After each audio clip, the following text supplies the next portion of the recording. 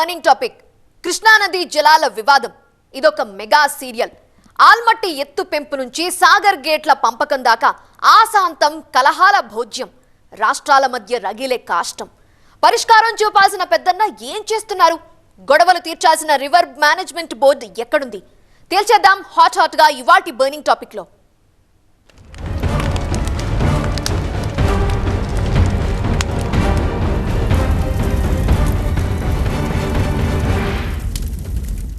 కృష్ణమ్మ కన్నీరు పెడుతోంది. దినమొక జగడంతో నీటి మీద మంటలు రేగుతుంటే కృష్ణమ్మ కళ్ళు చెమ్మగిల్లుతున్నాయి.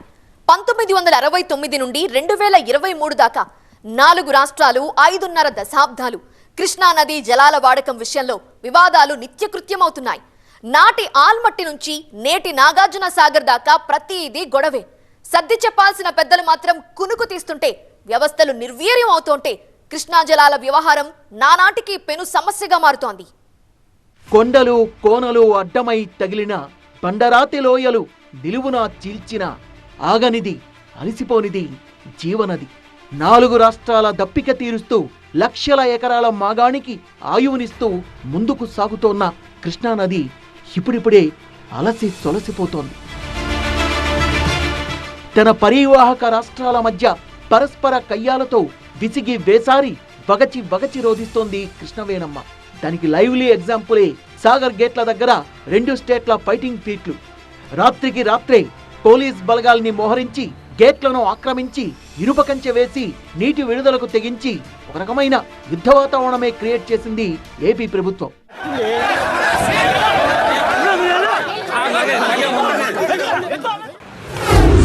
జగన్మోహన్ రెడ్డి గారు నాగార్జున సాగర్ విషయంలో రైట్ కెనాల్ని మన స్వాధీనంలోకి తీసుకొచ్చే విషయంలో నాగార్జున సాగర్ భూభాగంలో తెలంగాణకి చంద్రబాబు నాయుడు గారు అప్పగిస్తే దాన్ని స్వాధీనం చేసుకోవడంలో జగన్మోహన్ రెడ్డి గారు తీరుని ఆంధ్ర రాష్ట్ర ప్రజలే కాదు దేశ ప్రజలు కూడా హర్షించదగినటువంటి అంశం ఇది.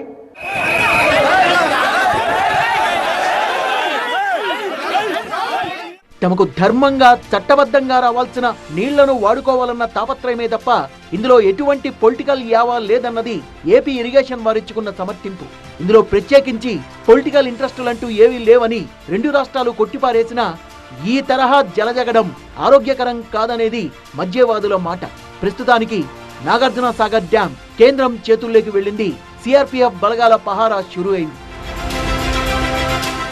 ఈ నెల 6న స్పెషల్ భేటీ ఉంది. 2 రాష్ట్రాల సీఎస్లు రావాలి. నాగార్జున సాగర్ ఒక్కటే కాదు, శ్రీశైలం ప్రాజెక్టు నిర్వహణ, నీటి వివాదాల్ని కూడా తేల్చిపారేద్దామని హుకుం జారీ చేసింది కేంద్ర జలశక్తి మంత్రిత్వ శాఖ. నీటి విడుదలపై ఏపీ ప్రతిపాదనల్ని వినడానికి ఈ నెల 4న మరో సమావేశం ఏర్పాటు చేసింది కేఆర్ఎంబీ. అప్పటిదాకా సంయమనం పాటించాలని 2 రాష్ట్రాలకు స్పీడ్ వార్నింగ్ కూడా ఇచ్చింది. అయినా రాత్రికి రాత్రి పోలీస్ ఫోర్స్ను ఉపయోగించాల్సిన అవసరం ఏమొచ్చింది? ఒక రాష్ట్రం పోలీసులపై మరో రాష్ట్రం పోలీసులు కేసులు పెట్టుకునేదాకా జగడం ఎందుకు ముదిరింది? పెద్దన్న పాత్రలో కేంద్ర ప్రభుత్వం ఉన్నా, వివాద పరిష్కారాలకు ప్రత్యేక వ్యవస్థలున్నా అథారిటీలన్నీ ఎక్కడ తొంగున్నాయి? తెలంగాణ ఆంధ్ర పోలీసులు కాల్పులకు తెగబడేదాకా 2 రాష్ట్రాల ప్రజలు ప్రత్యక్ష ఘర్షణకు దిగేదాకా చోద్యం చూస్తున్నాయా అనేది జనం నుంచి వినిపించే ప్రశ్నలు. సామరస్యంగా విడిపోయిన తెలుగు రాష్ట్రాల్లో మళ్లీ భావోద్వేగాలు రగలడానికి తరచూ కృష్ణానది సరిహద్దు దోహదపడుతూనే ఉంది. ఆయా రాష్ట్రాల్లో రాజకీయ లాభాపేక్షలకు ప్రేరకంగా మారింది కృష్ణానది జలాల సమస్య. పూర్వం ఆంధ్రప్రదేశ్ ఒకే రాష్ట్రంగా ఉన్నప్పుడు ఆంధ్రప్రదేశ్కి కర్ణాటకకి కృష్ణానది గురించి గొడవలు వచ్చాయి. ఇప్పుడు మళ్ళీ ఆంధ్రప్రదేశ్కి తెలంగాణ విడిపోయే గొడవలు వస్తున్నాయి. ఇలాంటి గొడవలు వచ్చినప్పుడు సెంట్రల్ గవర్నమెంట్ ఈ మేనేజ్మెంట్ బోర్డులు పెట్టి ఈ తగులు తెచ్చండి అని చెప్పింది, కానీ తగులు రానివ్వకుండా చేయటానికి విధానం మాత్రం సెంట్రల్ గవర్నమెంట్ చూడట్లేదు. నీరు కరువు అనేది ఒక నదిలో ఉన్నప్పుడు, ఆ నది 2 రాష్ట్రాల మధ్యనకి సంబంధం ఉన్నప్పుడు తప్పకుండా తగాదాలు వస్తున్నాయి, గొడవలు వస్తున్నాయి, కోర్టులకు వెళ్తున్నారు, 100 కోట్ల లాయర్ల మీద ఖర్చు పెడుతున్నారు. ప్రియంప్టివ్ యాక్షన్ ఏంటి? ఈ గొడవ జరగకుండా కరువు వచ్చినప్పుడు ఏం చేయాలి, సిస్టంలో ఏం చేయాలి, ఒక ఎక్స్ట్రా రిజర్వాయర్ కట్టాలా, ఏం చేయాలి? సెంట్రల్ గవర్నమెంట్ ఆలోచన లేకుండా చేసింది. కాబట్టి రాష్ట్రాల మధ్య తగు అలా నడుచుకుంటా ఉన్నది. దేశంలోని పెద్ద నదుల్లో గంగా, బ్రహ్మపుత్ర, గోదావరి తరువాతి స్థానం కృష్ణమ్మది. 1300 కిలోమీటర్ల మేర ప్రవహిస్తూ 4 రాష్ట్రాలకు ప్రధాన సాగునీటి వనరుగా వర్ధిల్లుతోంది. మహారాష్ట్రలో పుట్టి కర్ణాటక, తెలంగాణ మీదుగా ఆంధ్రలోకి వస్తుంది. దాదాపు 90 కిలోమీటర్ల దూరం తెలంగాణలో ప్రవహించి ఆ తర్వాత తెలంగాణ, ఏపీ రాష్ట్రాల సరిహద్దుగా ఉంటుంది కృష్ణానది. అలంపురం నుంచి ముఖ్యాల వరకు 2 రాష్ట్రాల మధ్య ప్రవహిస్తూ ఆ తర్వాత ఆఖరి మజిలీగా ఏపీలో ప్రవహించి హంసలదీవి దగ్గర సముద్రంలో కలుస్తుంది కృష్ణమ్మ.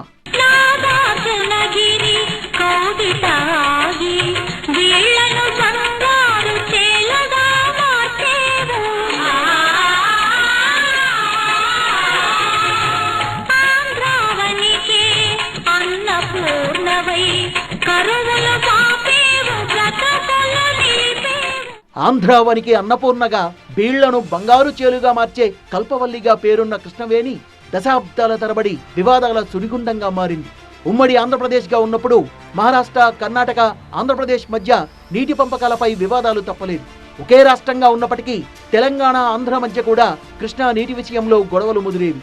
ఏపీలో అంతర్గతంగా రాయలసీమ, కోస్తా ప్రాంతం మధ్య కూడా జగడాలకు పుట్టినిల్లయింది కృష్ణమ్మ.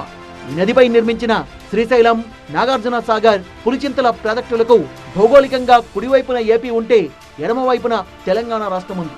దీంతో పుట్టిన వివాదాలతో 2 రాష్ట్రాల మధ్య భావోద్వేగాలు చెలరేగి రాజకీయ కక్షలకు దారితీస్తున్నాయి. శాశ్వత పరిష్కారం మాత్రం కనుచూపు మేరలో లేనే లేదు. మహారాష్ట్ర, కర్ణాటక, ఉమ్మడి ఆంధ్రప్రదేశ్ 3 రాష్ట్రాల మధ్య కృష్ణా జలాల పంపిణీ అనేది ఒక ఎడతెగని జాతీయ సమస్య. 50 ఏళ్ల కిందటే కేంద్రానికి తలబొప్పి కట్టి శాశ్వత పరిష్కారం కోసం కసరత్తులు మొదలుపెట్టింది. కానీ అలా ఏర్పాటైన వ్యవస్థలన్నీ ఉత్సవ విగ్రహాలుగా మారాయే తప్ప నీటి మంటల్ని ఆర్పటంలో ఏమాత్రం సక్సెస్ కాలేకపోయాయి. ఏళ్లకి ఏళ్లు రాష్ట్రాలు కొట్టుకుంటూ ఉంటే ప్రేక్షక పాత్రలోనే తరిస్తూ వస్తున్నాయి.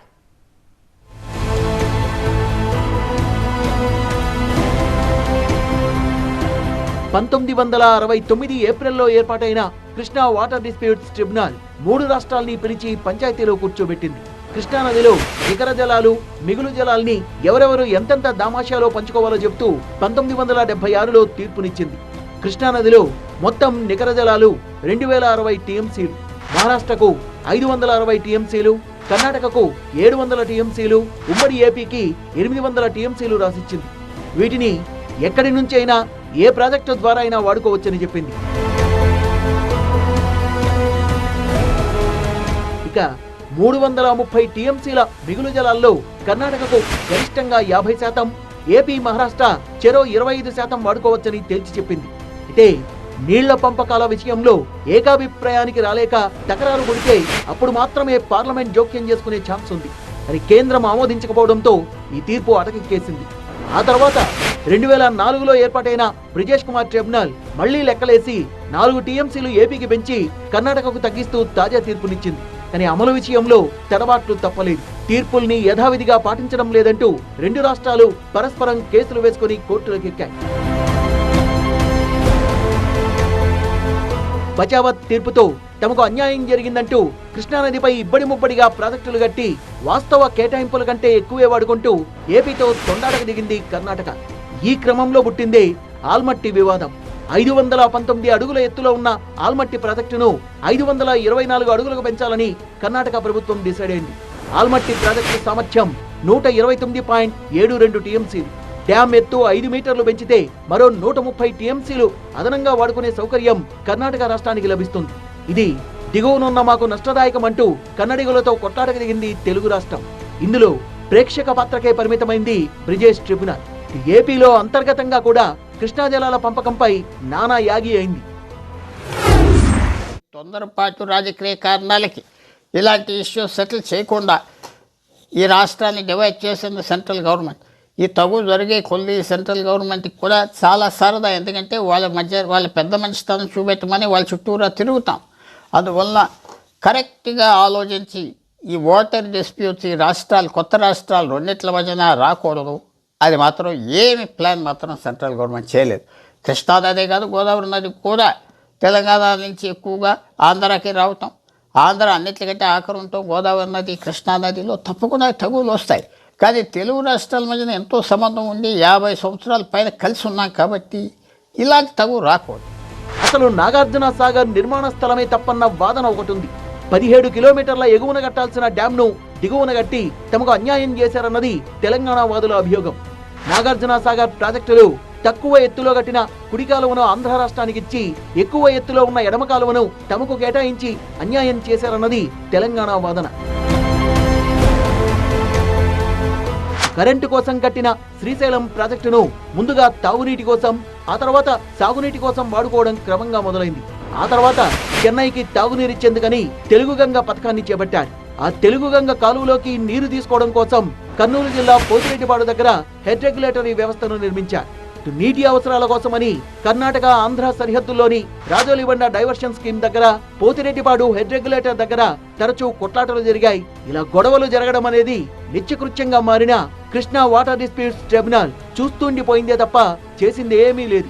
మొక్కుబడి సమావేశాలే తప్ప నిర్మాణాత్మక చర్చలు కనిపించనే లేదు.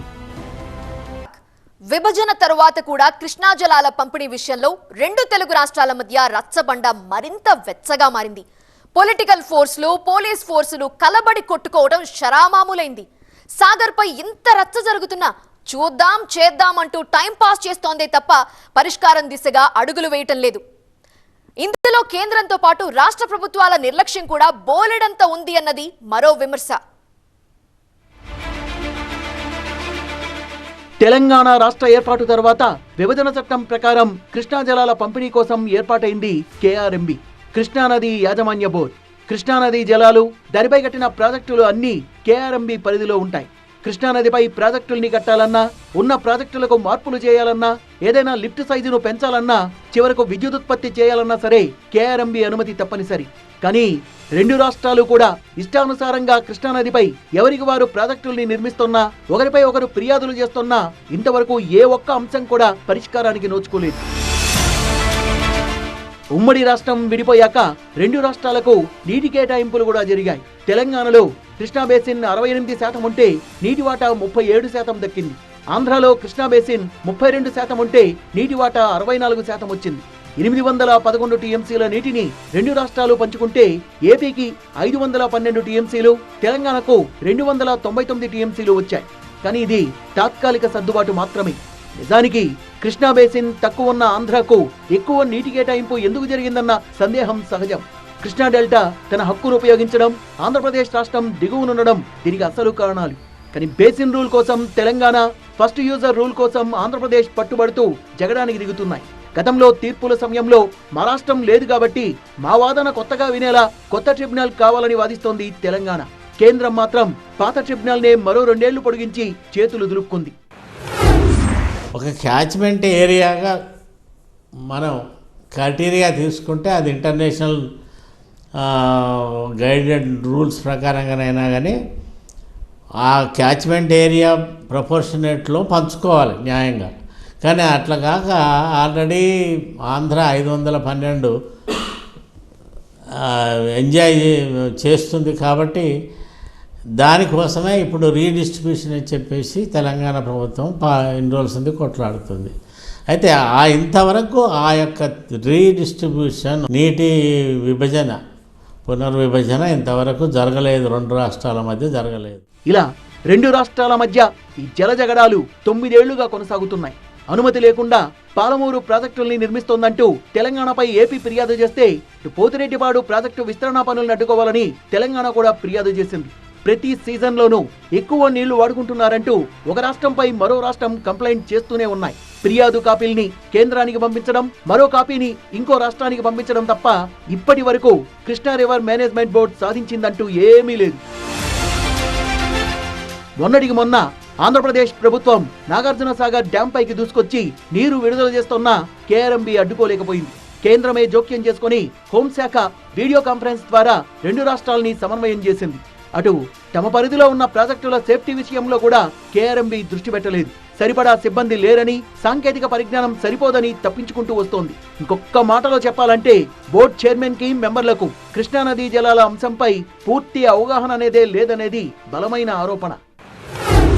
ఫస్ట్ వాటర్ డిస్ట్రిబ్యూషన్ నిర్ణయం మొదలు జరగాలి. దానికి ఇద్దరు ముఖ్యమంత్రులు, తర్వాత సెంట్రల్ గవర్నమెంట్ కూడా చొరవ తీసుకొని అది ఫస్ట్ వాటర్ డిస్ట్రిబ్యూషన్ చేయాలి. చేసిన తర్వాత ఇక ఆ తర్వాత Krishna river management board only supervision, only distribution supervise చేయటమే తప్ప దానికంటూ ఇంకా వేరే ఎక్కువ ఏం పవర్స్ ఉన్నాయి, వాళ్ళకి ఏం పవర్స్ లేవు కదా. కాబట్టి ఇది మొదలు ఫస్ట్ చేయాల్సిన కార్యక్రమం. ఈ రెండు రాష్ట్ర ప్రభుత్వాలు కూడా చొరవ తీసుకొని నువ్వు నీటి డిస్ట్రిబ్యూషన్ చేసుకోకపోవటం వల్ల ఈ యొక్క కృష్ణా రివర్ మేనేజ్మెంట్ బోర్డు తన పనిని, తన విధిని సక్రమంగా చేయలేకపోతుంది. కనీసం కేఆర్ఎంబీ అధికారులు కృష్ణా ప్రాజెక్టుల దగ్గర మానిటరింగ్ కూడా ఏర్పాటు చేయలేకపోయారు. అసలు కృష్ణా రివర్ మేనేజ్మెంట్ బోర్డుకు పూర్తి స్థాయి అధికారాలను ఇవ్వలేదనే వాదన కూడా ఒకటి ఉంది.